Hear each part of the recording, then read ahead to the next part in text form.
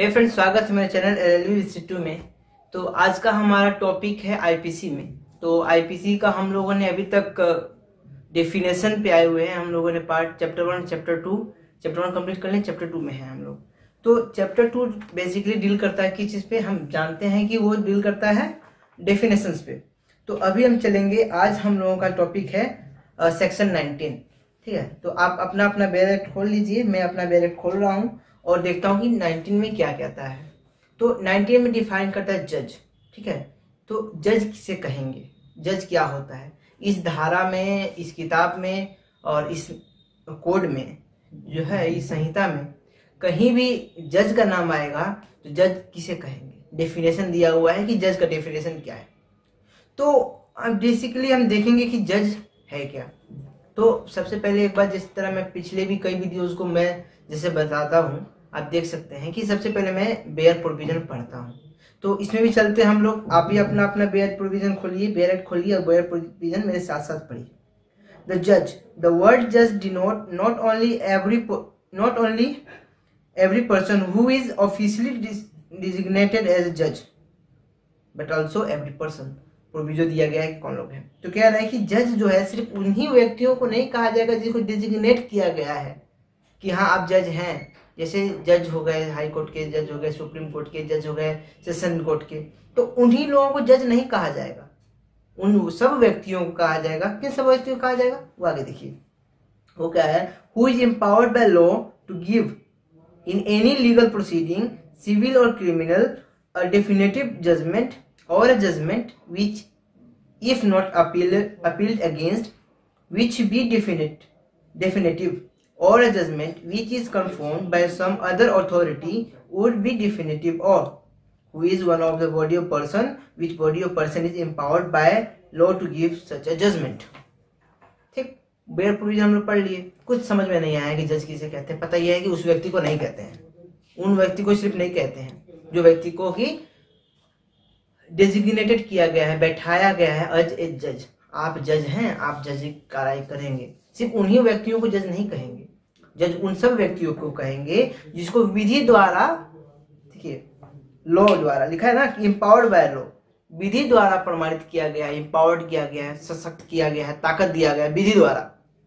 कि वो किन चीजों में, पहला देखिए किन चीजों में, दो चीज है सिविल और क्रिमिनल। तो सिविल कोर्ट, सिविल के कार्रवाई में और क्रिमिनल कार्रवाई में, दोनों के केसेस में वो क्या करेगा, वो डेफिनेटिव जजमेंट देगा।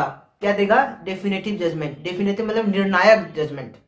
ठीक है, निर्णायक जजमेंट देगा, जिस जजमेंट को कि वो फाइनल है और ये खत्म, इसके आगे और कुछ नहीं हो सकता, ये फाइनल, दोनों पक्ष को मानना पड़ेगा।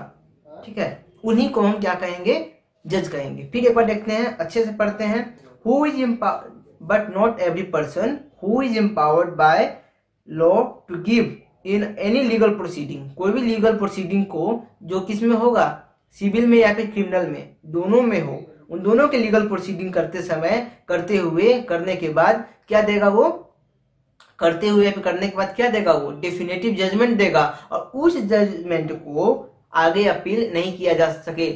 जैसे बात का बात, मैं हूं, मैं जज नहीं हूं, मुझे लेकिन गवर्नमेंट द्वारा या फिर किसी लॉ के द्वारा, कानून के द्वारा मुझे ये किया कहा गया है कि इन दोनों व्यक्ति, राम और श्याम का केस चल रहा है। तो राम और श्याम का केस में मुझे क्या करना है, जजमेंट देना है, डेफिनेटिव जजमेंट देना है। तो मैं डेफिनेटिव जजमेंट दूंगा और मेरा जजमेंट अगर अपील ना हो और कहीं ना हो, यहां तक फाइनल फिक्स खत्म, इसके ऊपर नहीं बढ़ेगा, तब जाकर ये क्या कहलाएगा, तब मैं जज कहलाऊंगा। और अगर मेरा केस वो कोई आगे अपील कर देता है, अगर केस में अपील कर देता है तो वह नहीं कहलाएगा। ठीक, यही था। तो आगे देखते हैं, नॉट अपील, आगे अपील नहीं हो सकता है। और कोई जजमेंट में डेफिनेटिव जजमेंट दे दिया हूं और उसको प्रमाणित करने के लिए कोई हायर वाला जो जज है, हायर पोस्ट है, वो क्या करेगा, उसको प्रमाणित कर देगा, तभी वो मैं जज ही कहलाऊंगा। जैसे कि मृत्यु का जो होता है जजमेंट, जैसे मृत्यु दंड हो गया, 302 का केस, 302 का केस में क्या होता है, मृत्यु दंड होता है। तो मृत्यु दंड दिया जाता है तो उस समय में उसको सैंक्शन कौन करवाता है, हाई कोर्ट की तरफ। कोई भी लोअर कोर्ट में कोई भी जज हो, अगर आपको मृत्यु दंड दे रहे हैं तो हम किसके कंसर्न से देंगे, हाई कोर्ट के कंसर्न से देंगे। और हाई कोर्ट अगर राइट मार देती है तो मेरा जजमेंट था ना, हाई कोर्ट का जजमेंट था नहीं, मैं तो हाई कोर्ट से परमिशन ले रहा था, तो जजमेंट मेरा था, इसीलिए मैं क्या कहलाऊंगा, जज कहलाऊंगा। उन व्यक्तियों को जज कहा जाएगा। या लिखा है फिर, और who is one of a body of person, which body of person is empowered by law to give such a judgment। ये है इंपॉर्टेंट।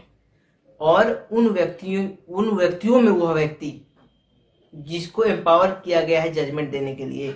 जैसे क्या होता है कि कोई भी केसेस होते हैं हाई कोर्ट में, आप सुने होंगे कि double bench, full bench, constitutional bench, single जज, तो ये सिस्टम होते हैं, ठीक है। एक जज हो, सिंगल जज होता है, सिंगल जज रहेंगे। डिविजनल जज में 2 जज रहेंगे, ठीक है। फुल जज में 3 जज रहेंगे। कॉन्स्टिट्यूशनल जज में 5 जज से ज्यादा लोग रहेंगे। तो जब ऐसे जज बैठे हुए हैं, कोई जजमेंट पास कर रहे हैं, जैसे राम मंदिर के लिए, केशवानंद भारती के लिए, जो बहुत लोग बैठ के पास कर रहे थे, तो इन सब केसों में क्या होता है, जो एक व्यक्ति भी होगा तो वो भी जज ही कहलाएगा, और 5 लोग रहेंगे सब जज कहलाएंगे। तो यही था इसमें कहना। तो इसमें इलस्ट्रेशन भी है, वो भी हम लोग देख लेते हैं। तो वह कलेक्टर जो अपना जुरिस्डिक्शन में एक्सरसाइज करता है according to the act number 10 of 1859। 1859 के तहत 1859 में तो एक्ट कानून 10वां कानून के संशोधन के अधिनियम द्वारा एक कलेक्टर भी क्या कहलाएगा, जज कहलाएगा। दूसरा इसमें है कि a magistrate exercising jurisdiction in respect of charge on which he has power to sentence of fine or imprisonment with or without appeal is known as is called as a judge। ठीक है, तो वो magistrate जिसको ये empower दिया गया है, उसका अधीनस्थ है, उसके जुरिस्डिक्शन के अंदर में वह क्या क्या कर सकता है, फाइन दे सकता है और पनिशमेंट दे सकता है, इम्प्रिजमेंट दे सकता है, जेल भेज सकता है अगर, तो वह व्यक्ति जज कहलाएगा। ये मैटर नहीं करता है कि उसका आगे अपील होता है कि नहीं होता है, वो जज कहलाएगा। ठीक। तीसरा ही ये कहता है कि रेगुलेशन 7 ऑफ 1816 के तहत, ठीक है, 1816 के तहत मद्रास कोड का जो 1816 का रेगुलेशन 7 जो है उसके तहत जो है पंचायत का हर एक व्यक्ति member of the panchayat is also जज। लेकिन वह मजिस्ट्रेट जो केस तो सुन रहा है, सुनवाई कर रहा है, लेकिन उसका केस क्या करेगा, वो आगे फिर फॉरवर्ड कर देगा, देखिए, वो नहीं कहलाएगा।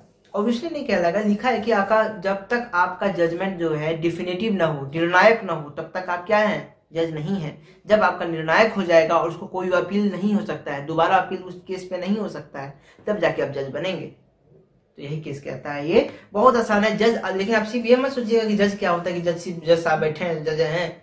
लॉ के द्वारा किसी भी व्यक्ति को प्रमाणित किया जा सकता है, बैठाया जा सकता है एज ए जज, जो प्रोसीड कर सके सिविल और क्रिमिनल केसेस को, और क्या दे, अपना डेफिनेटिव जजमेंट दे, जिस जजमेंट को कभी भी हम आगे अपील नहीं कर सकते हैं, वो जज कहलाएगा। बस सिंपल यही था। और कोई भी बेंचेस जो हैं, जज के बेंचेस में कोई भी एक भी व्यक्ति जो जज की जगह पे बेंच में बैठा हुआ है तो वो भी जज ही कहलाएगा। बस इतना ही था सेक्शन 19। आगे हम देखेंगे सेक्शन 20 क्या है। ठीक है, तो सेक्शन 20 के कोर्ट ऑफ जस्टिस किसे कहते हैं, उसके बाद हम देखेंगे सबसे इंपॉर्टेंट टॉपिक इसका सेक्शन 21। ठीक, तब तक आप हमको अलविदा दीजिए। जय हिंद, जय भारत। और साथ में अपना कमेंट सेक्शन में जरूर कमेंट करके बताइएगा कि कैसा वीडियो लगा। ठीक है, क्योंकि कमेंट नहीं आ रहा है। शेयर कीजिए, प्लीज शेयर कीजिए, कि आप लोग शेयर करेंगे तभी हमको और भी वीडियोस बनाने का मन करेगा। तब चलिए, थैंक यू, धन्यवाद।